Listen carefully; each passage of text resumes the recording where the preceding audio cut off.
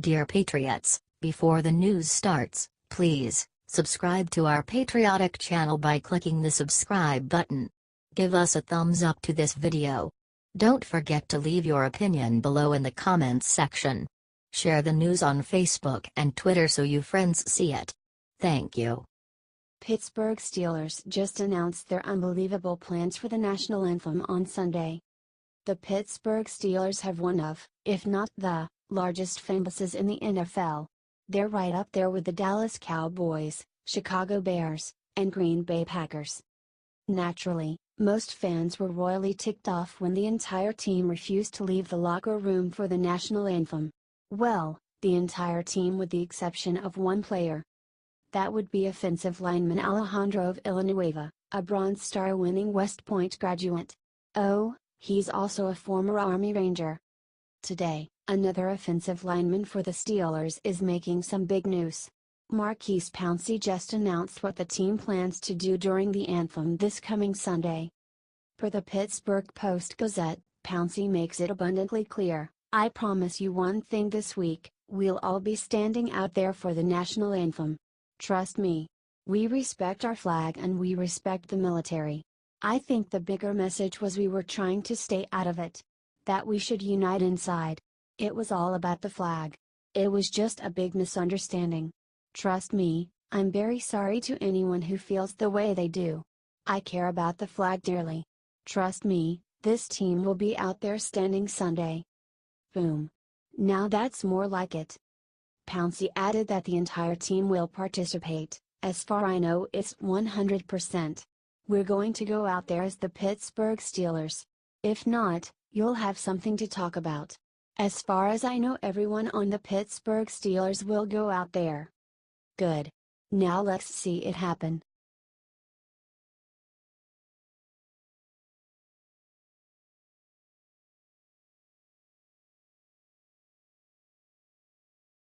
Great again. What Trump is set to ban has all conservatives cheering, libs are furious. Are you ready for this one, folks? It's a doozy. President Donald Trump is set to ban abortion after 20 weeks. Can you say big leak? Here's the one small, tiny, infinitesimal catch. Both the House of Representatives and Senate actually have to do their jobs and pass the bill. Don't forget, Republicans own both, yes, both, houses of Congress. This should be a no-brainer. Right? Hopefully. The bill is sponsored by Arizona Republican Trent Franks. The House will vote on October 3rd. According to the Daily Wire, this legislation is a high priority for America's 45th president, as you'd expect it to be.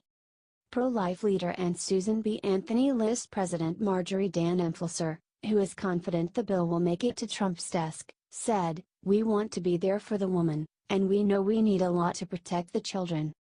She added, "The other thing that is different this time is that the President of the United States, who I talked with last night at the White House about this, considers it a high priority. So this has become now a national conversation, not just a conversation that you have off on the sidelines." House Majority Leader Kevin McCarthy, RCA, noted, "Not only will passing this legislation keep a promise we made, but all the work is for the same goal, ending suffering and helping people live. Let's just hope Congress does their job and protects the unborn, the most innocent amongst us."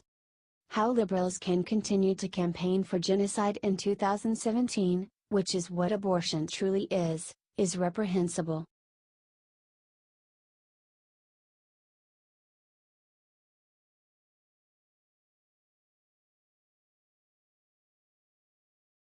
Just in Peyton Manning makes it official, announces his plans for Senate. Here's the big announcement all Republicans, especially in Tennessee, have been waiting for. Will NFL legend Peyton Manning, arguably the greatest quarterback in the history of the game, a man who has been spotted playing golf with President Donald Trump, run for a United States Senate, replacing retiring Senator Bob Corker? What do you think? Yes? No? Maybe so? Turns out the answer is wait for it, no. Manning made the announcement this morning via radio chat that he will not seek to represent the volunteer state in the U.S. Senate. Manning noted, Zero consideration. It's funny. I said this a while back. Somebody said I was going to go run a team. Somebody said I was going to go be a broadcaster. Now they're saying I might be a senator. Next week I'm going to be an astronaut. He added, "Look, I certainly have an interest in politics and in our country. I just have zero interest in being a politician." What Peyton is saying is certainly understandable. He has been very successful outside of his playing days, with multiple endorsements on his resume. Why would Manning throw all that out the window just to be branded a racist by the lying, conniving mainstream media? Doesn't make sense. Manning concluded by saying, "I really enjoy right now selling pizza and insurance. I am a volunteer assistant on my son's football team. I'm trying to get a few pass plays in our offense right now. We only have running plays. I told the coach I cannot be involved with a team that has no pass plays." HT, Daily Wire.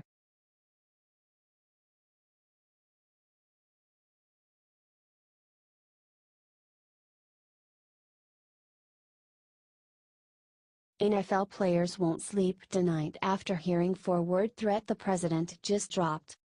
President Trump took on the NFL and their owners in a video that was released on Thursday morning. The president told Pete Hegseth that NFL owners are afraid of their players. Trump told the Fox audience that the NFL cannot continue to disrespect this nation, the NFL cannot disrespect our country. They cannot disrespect our flag or our national anthem. "I think they're afraid of their players if you want to know the truth," Trump said. "That's the problem with the NFL. These owners are afraid to stand up to their players. They are afraid of being called racist by the mainstream media. They need to start counting their money right now. These NFL owners are going to need to see how much money they lose from the mismanagement of their teams." Share this if you think that if the NFL wants to remain the American sport that it is, it needs to respect this country. Plain and simple.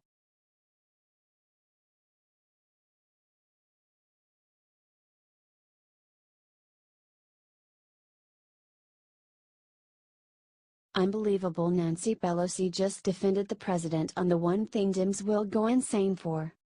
If you all thought the world was crazy before, then what Minority Leader Pelosi just let loose about her recent dinner with the president is really gonna blow you away. According to reports earlier this week, Pelosi kept getting interrupted at the dinner and eventually yelled out, "Does anyone listen when a woman speaks around here?" Well, it turns out one person there was listening to her. During a new interview with The Atlantic today, Nancy Pelosi went out of her way to defend President Trump's respect of her as a woman during the dinner. In a statement almost as shocking as Trump's election itself, Pelosi told The Atlantic, "By the way, it wasn't the president who was interrupting, let me be clear about that." She went on to say it was his cabinet members who kept talking over her. It turns out that Donald Trump was very respectful, to the point where she actually defended his honor. "I think what y'all are seeing is the most amazing thing that the president has accomplished since he took office. Trump just got the most leftist of the Democrat leaders to defend him and work with him. Do y'all want to know why this seems so shocking? It's because this is what bipartisanship looks like. This is something to be celebrated, not condemned. Let's share this out everywhere so people can see that America is actually beginning to function again."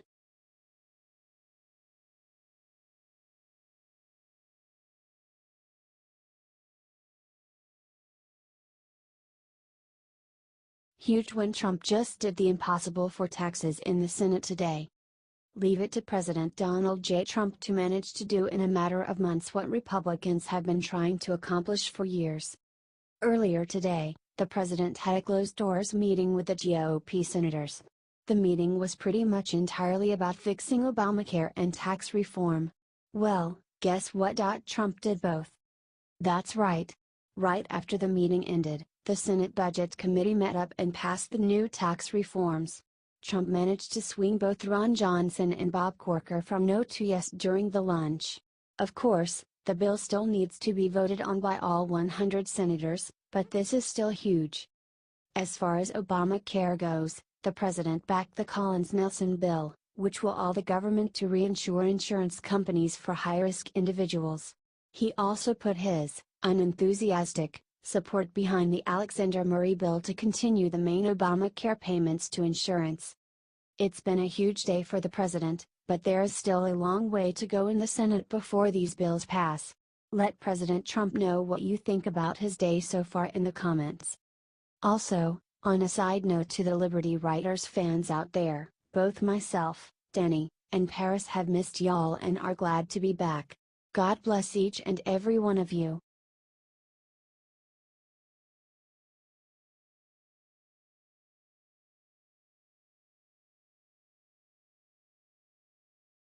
Sarah Sanders just blasted the media back to the Stone Age over Trump's Pocahontas joke.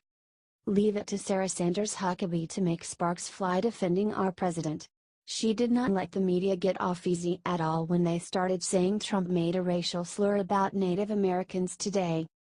When the reporters tried to do their framing tricks by saying things like "Why did the president use a racial slur?" Sarah was ready for all-out war. She reminded them that Trump is holding a ceremony honoring Navajo code talkers during World War II and that's the whole reason he was there. Not only that, but Elizabeth Warren used her Native American claim to further her own political career. Of course, this whole hullabaloo started during the World War II vet ceremony today for the code talkers, when President Trump quipped, "I just want to thank you because you are very, very special people. You were here long before any of us were here. Although, we have a representative in Congress who has been here a long time, longer than you, they call her Pocahontas."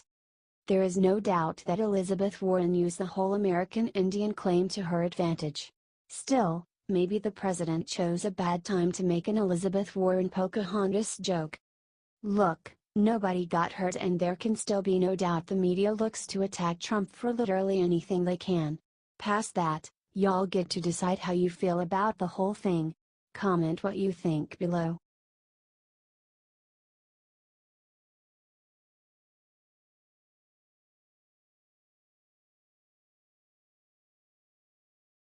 After horrible riots, America's top lawyer just threatened Berkeley with something massive. The University of Berkeley is a big old mess right now. They love fighting and rioting and hurting anyone who speaks against the alt-left. In the last few weeks alone they have spent over $1.4 million on security and counseling for the Ben Shapiro and Milo Yiannopoulos speeches. Even with that spending, it turns out that they are still finding ways to screw over conservative speakers. Legendary lawyer Alan Dershowitz, a one-time Democrat, just dug up this nasty secret and now he is ready for the one word Californians fear most, lawsuit. He explained that, as a pro-Israel speaker, he is barred by Berkeley's 8-week barrier for high-profile guests. However, the administration will issue special waivers for leftist speakers, allowing them to push their own views far more heavily. So we have the 8-week barrier. Whereas anti-Israel speakers don't have the 8-week barrier, and I'm going to sue Berkeley if they don't allow me to speak. They may make me wait 8 weeks and allow anti-Israel speakers to come within 3 or 4 days. That's a lawsuit. The worst part is that Berkeley is a publicly funded university using taxpayer money to push their own political agendas. That, Dershowitz sees it the issue where he will file the suit on. He also explained that the riots are not protests. They have no substance or message. They are simply to silence the opposition. That's wrong and I, for one, don't want to pay for that. Show Berkeley Dershowitz is not alone and we can and will defund them if they don't stop their insanity. Spread this everywhere and let them know.